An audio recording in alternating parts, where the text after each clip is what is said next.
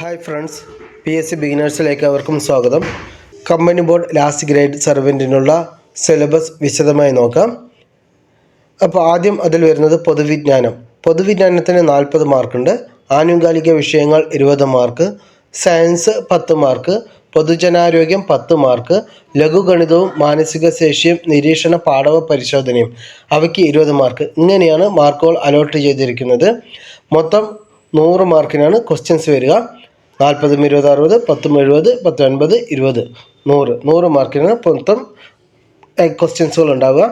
ആദ്യം പൊതുവിജ്ഞാനത്തിന് മൊത്തം അലോട്ട് ചെയ്ത മാർക്ക് എന്ന് പറയുന്നത് 40 മാർക്കാണ്. അപ്പോൾ അത് വിശദമായി നോക്കുകയാണെങ്കിൽ, ഒന്ന്, ഇന്ത്യൻ സ്വാതന്ത്ര്യ സമര കാലഘട്ടവുമായി ബന്ധപ്പെട്ട രാഷ്ട്രീയ, സാമൂഹിക, സാംസ്കാരിക മുന്നേറ്റങ്ങൾ, ദേശീയ പ്രസ്ഥാനങ്ങൾ, സ്വതന്ത്ര സമര സേനാനികൾ, ഭരണ സംവിധാനങ്ങൾ തുടങ്ങിയവ.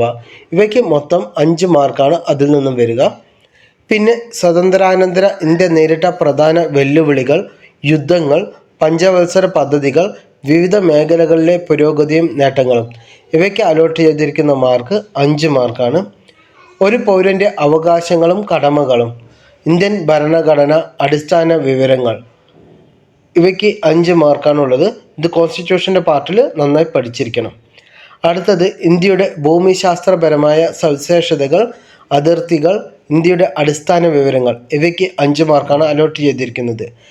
പിന്നീട് കേരളം, ഭൂമിശാസ്ത്രം, അടിസ്ഥാന വിവരങ്ങൾ, നദികളും കായലുകളും, വിവിധ വൈദ്യുത പദ്ധതികൾ, വന്യജീവി സങ്കേതങ്ങളും ദേശീയോദ്യാനങ്ങളും, മത്സ്യബന്ധനം, കായിക രംഗം, തദ്ദേശ സ്വയംഭരണ സ്ഥാപനങ്ങൾ തുടങ്ങിയവയെക്കുറിച്ചുള്ള അറിവ്, ഇവയ്ക്ക് 10 മാർക്കാണ് അലോട്ട് ചെയ്തിരിക്കുന്നത്.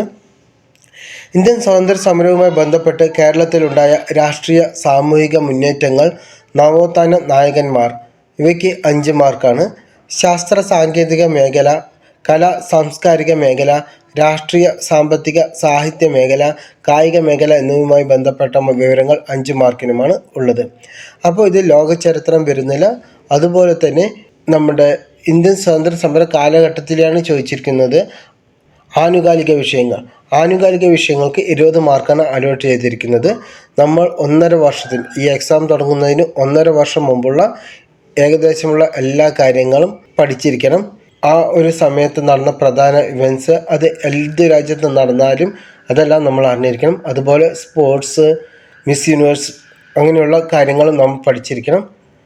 അതുപോലെ തന്നെ ശാസ്ത്ര സാങ്കേതിക രംഗത്തുണ്ടായിരുന്ന മുന്നേറ്റങ്ങൾ, ഇവയെക്കുറിച്ച് നമ്മൾ ഈ ആനുകാലിക വിഷയങ്ങൾ നമ്മൾക്ക് നല്ല ധാരണയുണ്ടാവണം. അടുത്തത് സയൻസ് ജീവശാസ്ത്രം അല്ലെങ്കിൽ ബയോളജിക്ക് 5 മാർക്കാണ് അലോട്ട് ചെയ്തിരിക്കുന്നത്. ഒന്ന്, മനുഷ്യ ശരീരത്തെക്കുറിച്ചുള്ള പൊതു അറിവ്, ജീവകങ്ങളും അപര്യാപ്ത രോഗങ്ങളും. ഈ ജീവകങ്ങളും അപര്യാപ്ത രോഗങ്ങളും അവ നമ്മൾ ഫുള്ളായി തറവായിരിക്കണം. ജീവകങ്ങളും അപര്യാപ്ത രോഗങ്ങളും അവ ഒരു സ്പെസിഫൈഡ് ആയിട്ടുള്ള ടോപ്പിക്കാണ്. അപ്പോൾ അതുകൊണ്ട് തന്നെ നമുക്ക് അത് ഈസി ആയിട്ട് സ്കോർ ചെയ്യാൻ പറ്റും. അതിൽ 1-2 മാർക്കാണെങ്കിലും അവയെല്ലാം നമ്മൾ ഫുൾ മാർക്ക് മേടിച്ചാലേ പറ്റുകയുള്ളൂ. അതുപോലെ കേരളത്തിലെ പ്രധാന ഭക്ഷ്യ കാർഷിക വിളകൾ, വനങ്ങൾ, വനവിഭവങ്ങൾ, സാമൂഹിക വനവൽക്കരണം, പരിസ്ഥിതിയും പരിസ്ഥിതി പ്രശ്നങ്ങളും, ഇവയെല്ലാം ചേർന്നിട്ടാണ് ജീവശാസ്ത്രത്തിൽ വരുന്നത്. ഇതിന് മൊത്തം അലോട്ട് ചെയ്തിരിക്കുന്ന മാർക്ക് 5 മാർക്കാണ്. അടുത്തത് ഭൗതിക ശാസ്ത്രം രസതന്ത്രം, ഫിസിക്സിനും കെമിസ്ട്രിക്കും കൂടിയിട്ട് 5 മാർക്കാണ്. അതിൽ വരുന്ന ടോപ്പിക്കുകൾ എന്ന് പറയുന്നത് ആറ്റവും ആറ്റത്തിൻ്റെ ഘടനയും, അയിരുകളും ധാതുക്കളും, മൂലകങ്ങളും അവയുടെ വർഗീകരണവും, ഹൈഡ്രജനും ഓക്സിജനും, രസതന്ത്രം ദൈനംദിന ജീവിതത്തിൽ, ദ്രവ്യവും പിണ്ഡവും, പ്രവൃത്തിയും ഊർജവും അതിൻ്റെ പരിവർത്തനവും, താപവും ഊഷ്മവും, പ്രകൃതിയിലെ ചലനങ്ങളും ബലങ്ങളും, ശബ്ദവും പ്രകാശവും, സൗരയൂഥവും സവിശേഷതകളും, ഇവയൊക്കെയാണ് ഈ ഫിസിക്സ് കെമിസ്ട്രി 5 മാർക്കിൽ വരുന്നത്. അപ്പോൾ നമ്മൾ ഇവയുടെ യൂണിറ്റുകളെല്ലാം പഠിച്ചിരിക്കണം. അടുത്തത് പൊതുജനാരോഗ്യം, അത് 10 മാർക്കിനാണ്. സാംക്രമിക രോഗങ്ങളും രോഗകാരികളും, അടിസ്ഥാന ആരോഗ്യ വിജ്ഞാനം, ജീവിതശൈലി രോഗങ്ങൾ, കേരളത്തിലെ ആരോഗ്യക്ഷേമ പ്രവർത്തനങ്ങൾ, ഇവയ്ക്ക് മൊത്തം അലോട്ട് ചെയ്തിരിക്കുന്ന മാർക്ക് 10 മാർക്കാണ്. അടുത്തത് 5-മത്തത് ലഘുഗണിതവും മാനസിക ശേഷിയും നിരീക്ഷണ പാഠവ പരിശോധനയും, ഇവയ്ക്ക് മൊത്തം അലോട്ട് ചെയ്തിരിക്കുന്ന മാർക്ക് 20 മാർക്കാണ്. അതിൽ ലഘുഗണിതത്തിന് 10 മാർക്കാണ്. ആ ലഘുഗണിതത്തിൽ വരുന്ന സബ്ജക്ട്സുകൾ എന്ന് പറയുന്നത് സംഖ്യകളും അടിസ്ഥാന ക്രിയകളും, ലസാഗു, ഉസാഗ, ഭിന്നസംഖ്യകൾ, ദശാംശ സംഖ്യകൾ, വർഗവും വർഗമൂലവും, ശരാശരി, ലാഭവും നഷ്ടവും, സമയവും ദൂരവും. ഇവയൊക്കെയാണ് ലഘുഗണിതത്തിൽ വരുന്നത്.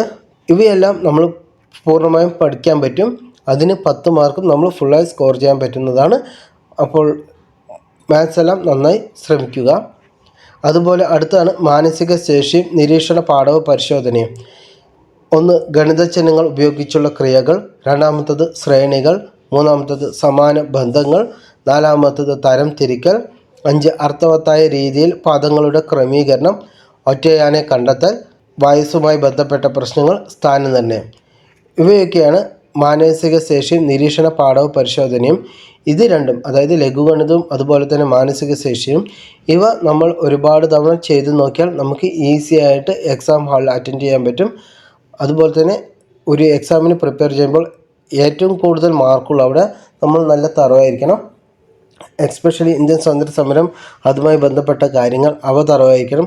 അതുപോലെ ചില സ്പെസിഫൈഡ് ടോപ്പിക്കുകൾ, അതായത് ഇപ്പോൾ വിറ്റാമിനുകൾ, അവയുടെ അപര്യാപ്തത രോഗം, ഇവയൊക്കെ നമുക്ക് ഈ സ്പെസിഫൈഡ് ഇതിൻ്റെ ഉള്ളിൽ തന്നെ മാത്രമായിട്ട് കിട്ടുന്ന ടോപ്പിക്കുകളാണ്.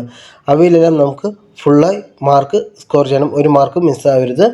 ഒരു എക്സാമിന് വേണ്ടിയിട്ട് പ്രിപ്പയർ ചെയ്യണം. അപ്പോൾ അതിനുവേണ്ടി നന്നായിട്ട് ശ്രമിക്കുക. ഇതാണ് അപ്പോൾ LGSൻ്റെ സിലബസ് എന്ന് പറയുന്നത്. Okay, by.